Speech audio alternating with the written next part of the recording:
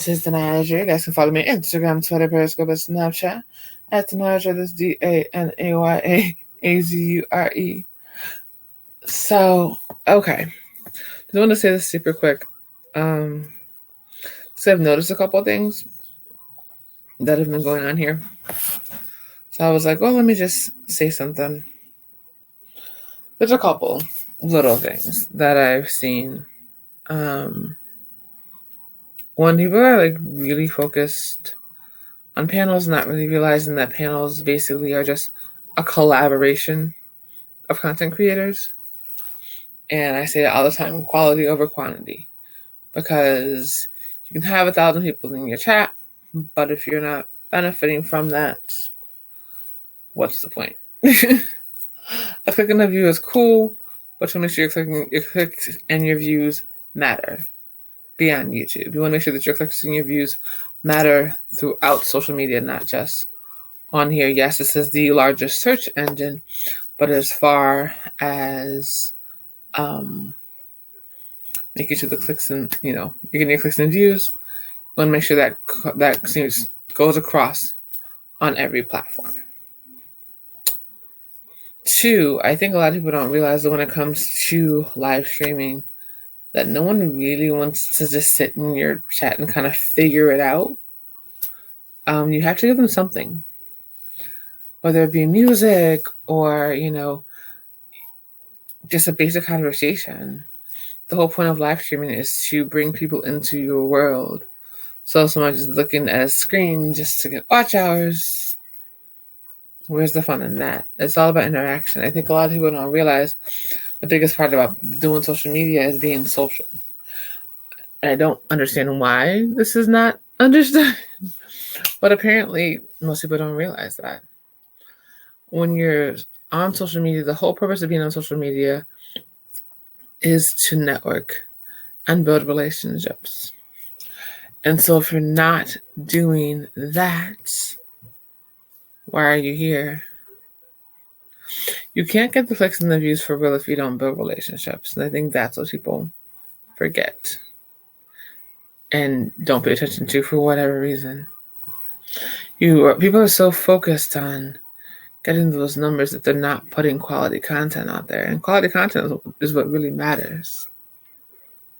Because at the end of the day, what you want is for people to search your name on Google and be able to pull up your stuff and see what you can do. See what you have to bring. And yeah, numbers are important in some aspect. But as long as you're giving the platforms what they want and you're being consistent with it, the numbers will come. Don't be so quick to just focus and get so wrapped up in those numbers, because the numbers will come. You just have to give it time. That's all. And the more time you give it, that's how you grow. That's how you grow organically.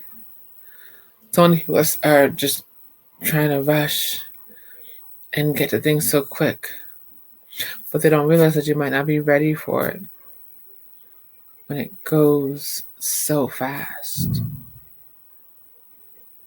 And that's all it is. It's not a huge thing. It's not a big deal. But if you're not ready to grow, then you're not gonna grow properly. And that's the biggest thing about it. If you're not ready. Oh, thank you. How are you?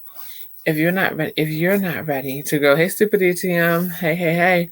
If you're not ready to grow, then you're not gonna grow properly, and that's that's the issue. You want to be able to grow and thrive and move on and do great things, but that can't be done if all you're focused on is getting the numbers. The numbers will come. And the numbers come by word of mouth. The numbers come by having somebody see your content and want to put it out because it's just dope content. Or wanting you to create content for them because you create dope content. I just hope we can get back to that, just creating dope content. Content that makes people smile, content that makes people laugh, content that's just interesting, content where you can learn. That's the one thing I strive to do, is just to create dope content. That's why I do videos when I'm out at events or photo shoots and all that, because people can really see what I'm doing. And I'm not just saying that I'm doing XYZ. You can see this is actually where I am. And you can see the results sometimes of some of the projects that I've done.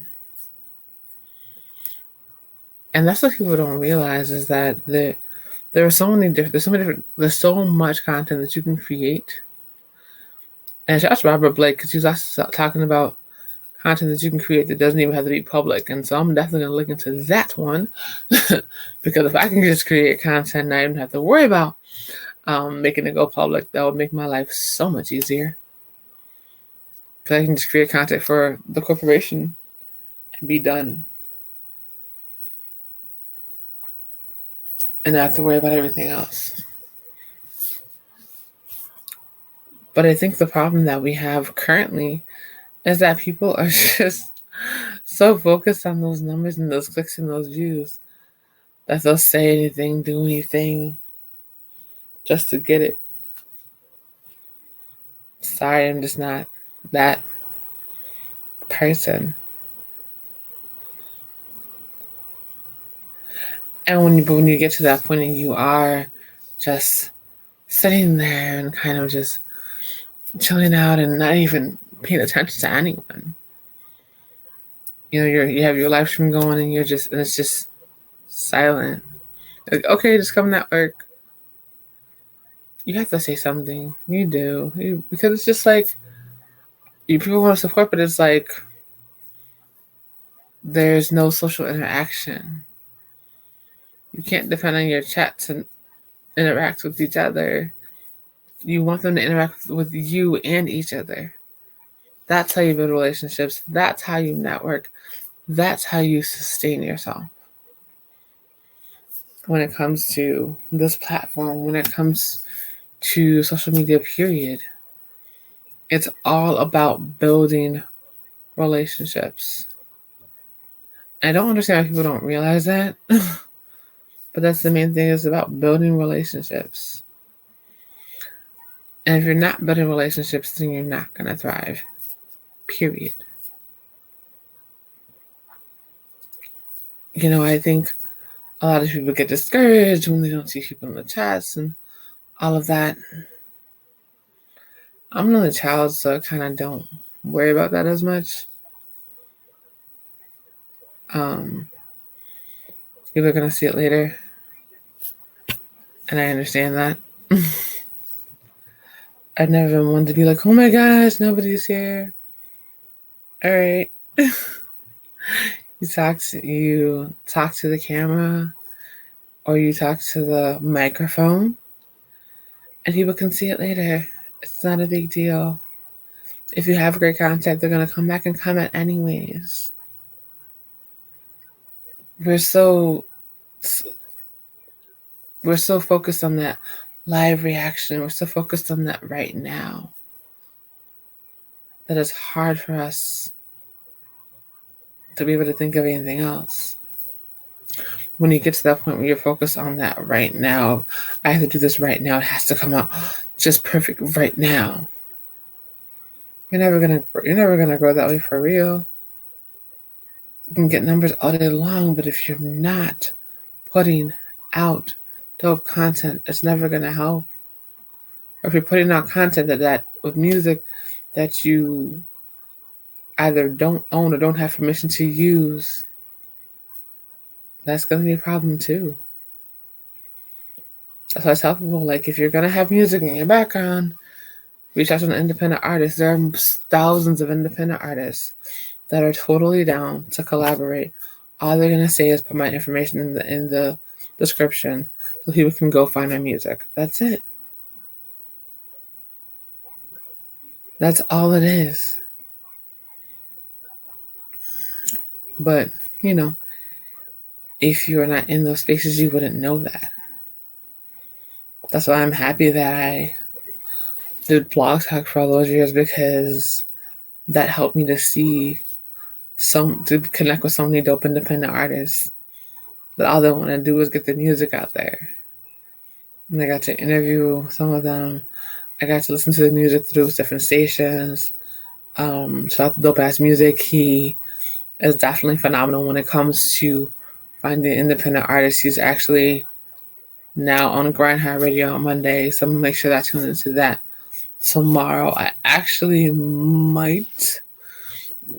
think I'm actually home, so I might actually go live when I'm on there, so you guys can kind of see how we interact and all that. So we'll see. I very rarely go live when I'm on other people's stations, because my friends have issues, and they don't know how to behave when it comes to being on air. So they're not as reserved as I am. So I kind of have to figure out exactly what the topic is before I introduce it to the public or to my audience or whatever. But we'll see.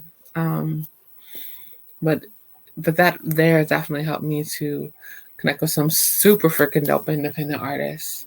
And I've given him amazing artists as well. But even that relationship was all about building around somebody else's station. And I'm going to just let this play. I'm just going to talk at this point. So basically, we were on somebody else's station, and we were on somebody else's station, and it was me. What the hell was Tanya's thing on there? Oh, Miss Queen C. We were on Cairo station. Oh my God. No, wait. It was Kano the Pyro, sorry. Kano the Pyro station. We were on his station. And so we all came on there, and Dope came in the room or whatever. So we were all collaborating and whatnot. And he's like, yeah, I'm going to start this show on Blast Your Thoughts and all that. I'm like, oh, that's cool. So nobody really thought anything of it. And so we're sitting there and we're watching. We're listening. And we just had like a really cool vibe together. So as soon as he started his show, was I on video officially yet? I don't really think I was on yet. I wasn't even on a show officially. I was just kind of just tuning in to friends' shows or whatever, but I wasn't officially on anybody's station yet. And so we tuned in a couple times, and the show was just crazy. And I'm like, what the hell is this? Lord have mercy. All right. So we tuned in, and we had some fun and all of that, and then came back and just kind of watched the show progress, sent some dope artists. And I, in turn, found some amazing artists from him as well, and just kind of watched his growth and got to see him really, really grow throughout the years, which is pretty freaking dope, But people don't realize how important it is to support one another and network and all of that, which I don't get because I'm used to networking. I grew up networking, so it's not a big thing to me, That's what I grew up doing because my mom used to do those shows all the time, and so I grew up knowing artists and dancers from around the country. So now this whole thing of this whole kind of new thing of social media and this whole clicks and views thing is foreign to me, but I'm getting a lot better with it because I kind of had to. But I got into it by accident. Well, okay, let me rephrase that. I didn't get it by accident, by force. MySpace, I literally had my cousin, my best friend call me up and say, hey, I'm tired of you not being on MySpace, so I made a page for you. I was like, I'm sorry, what? You made a page for me? Are you kidding me? And so she's like, yeah, I made a page for you. Here's your login. I already uploaded pictures of you and your goddaughter. I was like, oh, that's great. All right, whatever. Got on there, went and edited the pictures, I was like, really? All right. Same thing with Facebook. Facebook was even worse. Facebook was like I was doing study year in 2008, and everybody sat up there and they were on Facebook or whatever, and I was like, yeah, I'm not really on social media like that. Got a MySpace or whatever, not by choice. And my Facebook, everybody that was in my core was already on there, so they were posting pictures, and there were pictures of me on there already before I made an account. And I was like, let me make an account so I can control what photos are going up. And I kind of just started connecting with people and finding people from high school and family and all of that. And then when I started doing the jewelry, I was like, well, I need to, make a page for this and um, make the website and all of this stuff. And kind of just try to figure it out, right? So, but now it's now I do social media management because after having to do your own stuff, you kind of get the hang of it when you're doing what you need to do and you're seeing your numbers grow, and then other people see that, or they don't know at all what to do, how to post, how to create this, how to create that. And you start creating stuff for other people. If people just see your grind, they're like, well, how do I get you to do that for me? And that's pretty much how the whole thing started. So it's not as, but I say all that to say the whole purpose of being on social media is to be social. I think that aspect has kind of gotten lost on a bunch of different platforms. And it's no longer about actually building relationships. It's all about shock value. But you kind of get it. Shock value gets numbers. That's great. But in the long run, what is that going to say about your brand? What is that going to say about you? What is that going to say to your audience 10 years down the line? I can say with confidence, there is not a post that I can show you that I would not be proud to show my mom that I posted it. Not one. And that's what I think about when I'm doing social media, is how is this going to help? What would my mom think about this? How would she feel if she saw these posts? How would she react? How would she react to how would she react to what's going on now?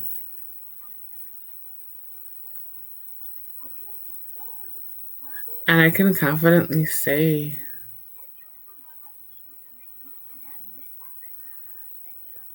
that I'm proud of what I post. Damn proud of what I post, actually. Because I think a lot of people don't realize that it takes a lot to be able to kind of move on or move through all the craziness of this year. So I'm happy that that I talk about what happened, but I don't focus on that a lot. And I express my feelings to the point of just being like, hey, just pray for me kind of stuff. But I don't make that every single post. My posts are about encouraging people and supporting people. And promoting businesses. And promoting artists. Because that's what I was raised to do.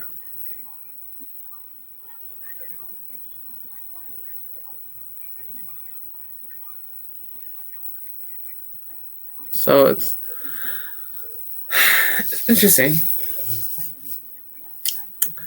It's very, very interesting to kind of see, to kind of just see the way social media is kind of, how it's kind of devolved as opposed to evolved in some aspect, because I think we're focusing on a lot of the wrong things. And that's more of the issue. It's the holiday. It's funny because it's the holiday season. And like a lot of people are focused on so many different things. And for me, I'm just trying to figure out how to get through it. Like I should be prepping pieces and all of that and focused on like how do we get this, how do we call these holiday pieces out? And I have stuff, but I'm literally just thinking of how do I get through the holiday season this year. And that's the godless truth.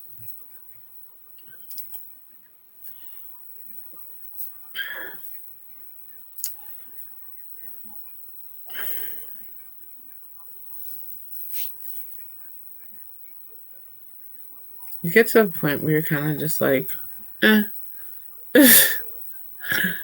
I'm here. I'm still working. So doing what I need to do, right?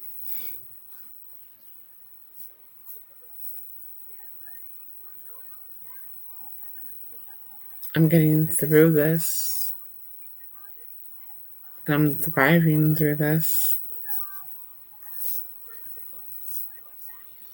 And it's so funny because people are always like, I remember when we were doing Periscope, the question was always, what's your biggest fear? And it's like, nobody will be in your live stream. And I'm just like, that those type of things never mattered to me. Um,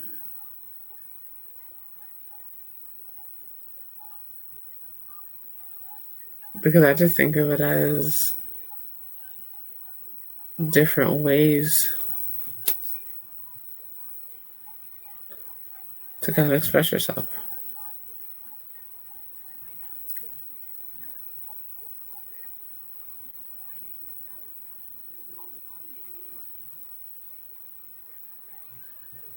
As a matter of fact, I just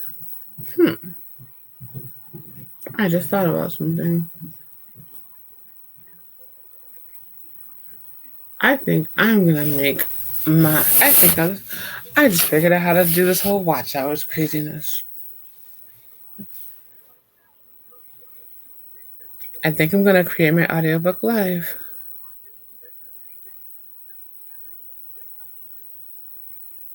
That's what I'm gonna do. I'm gonna start creating my audiobook on live. Because that way I can transcribe it. I can just talk and chill. And I don't have to worry about the comments. That's what we're gonna do. Cool. I'm actually gonna end this one. Yeah.